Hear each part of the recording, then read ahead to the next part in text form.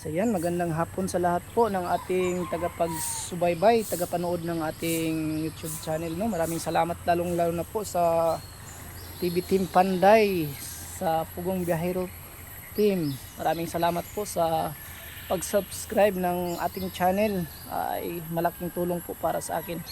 At appreciate ko po talaga yung kabaitan nyo na nag-follow kayo sa aking channel po. Maraming salamat po talaga sa lahat ng galing sa PB Team Panday na nag-subscribe ng aking channel. Maraming salamat po sa inyo. At ngayong araw na ito, araw ng Sabado, binisita po tayo sa ating kaibigan na si PB Team Panday, Ider. Maraming salamat po sa pagbisita. Mga kababayan, ito po yung kaibigan ko na grabing nakasuporta po sa akin sa pagbablog. Hanap po Maraming salamat mga kababayan at tulong. patuloy niyong suportahan yung kanyang channel para ma-monetize mga kababayan. Malaking tulong din yun para sa kanya. Yan po mga kababayan, at siguro mga Dito kami dadaan kasi dito talaga yung malapit na daanan. shortcut. Shortcut po dito sa yung trabaho namin. yun po. So mas maganda nakadaan sila dito mga kababayan para at least nakikita nyo na magkasama kami.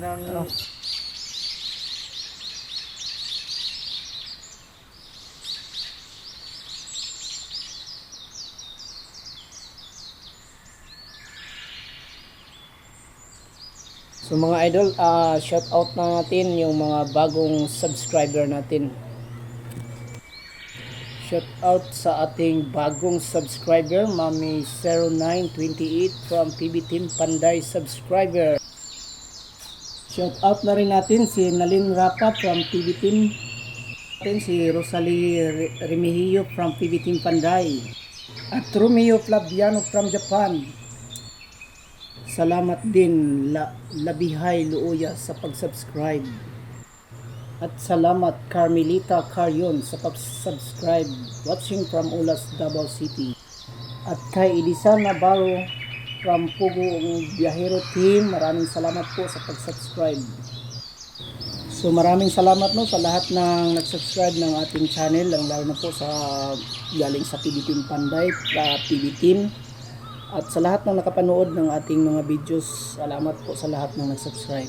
Thank you and God bless us all.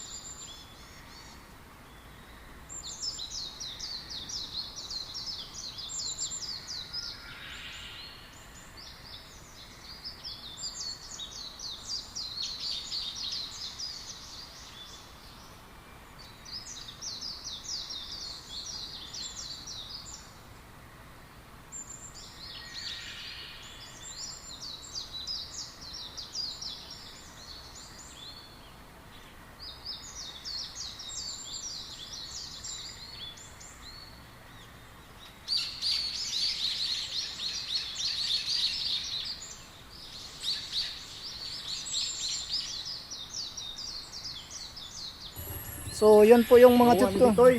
tutorial natin mga kayo sa paggawa ng aming mga biga. Umpisa dito sa sahig ng biga hanggang natapos na yung biga. Kulang na lang nito mga kababayan is ang pagkabit natin ng steel deck. So pagkabit ng steel deck natin, ipapakita natin kung paano ang tamang paglagay or tamang pagkagawa ng steel deck. Kasi hindi talaga maiwasan sa iba na mayroon siyang awang sa ilalim. Kaya gagawa tayo ng tutorial mga kababayan kung paano natin ikakabit. So yan lang po at